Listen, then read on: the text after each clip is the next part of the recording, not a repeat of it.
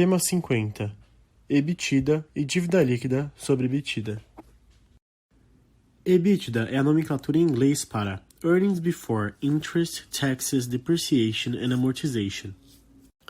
Definição de EBITDA. O EBITDA é uma forma de calcular o lucro de uma empresa sem levar em conta as despesas que não impactam no caixa, depreciações e amortizações, aquilo que não trata da operação da empresa, despesas e receitas financeiras, e fatores tributários da realidade de cada país, imposto de renda e contribuição social. Para mais informações, consultar o vídeo tema 36. Definição de dívida líquida.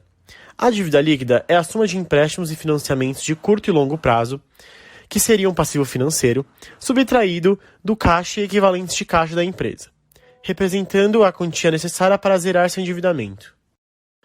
O índice obtido através da divisão da dívida líquida pelo EBITDA nos permite analisar o endividamento de uma empresa, ao apontar quantos anos uma empresa precisa para que sua operação quite sua dívida líquida, imaginando que esse lucro genuinamente operacional não se altere.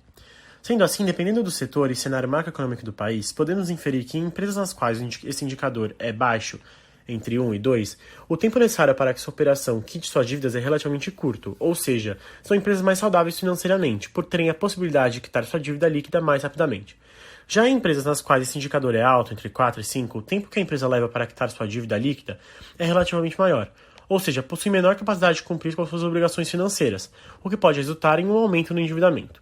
No entanto, vale lembrar que a utilização desse índice para fins comparativos entre empresas só é válida na comparação entre negócios do mesmo setor.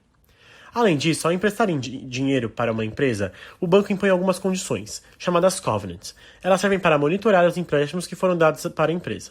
Manter esse controle impede que a empresa dê calote na instituição financeira. Caso não sejam cumpridos os covenants, o banco pode exigir que a firma pague no instante o empréstimo. Um exemplo de covenant que o banco pode aplicar em uma empresa é delimitar um valor para o índice de dívida líquida sobre EBITDA. Ou seja, se esse índice for maior que um valor X, o empréstimo deverá ser pago imediatamente. Para ver como o índice de dívida líquida sobre EBITDA funciona na prática, vamos analisar a empresa de varejo Marisa.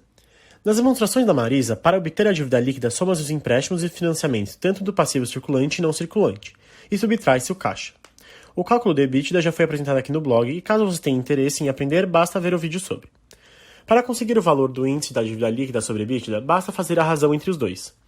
Analisando a Marisa, percebe-se que a empresa possui um alto índice de dívida líquida sobre EBITDA, mostrando que tem condições desfavoráveis de pagamento dos passivos financeiros adquiridos em um curto período de tempo.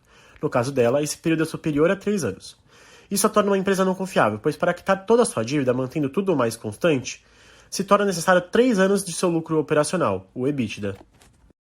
Por hoje é só, pessoal. Até o próximo tema. Espero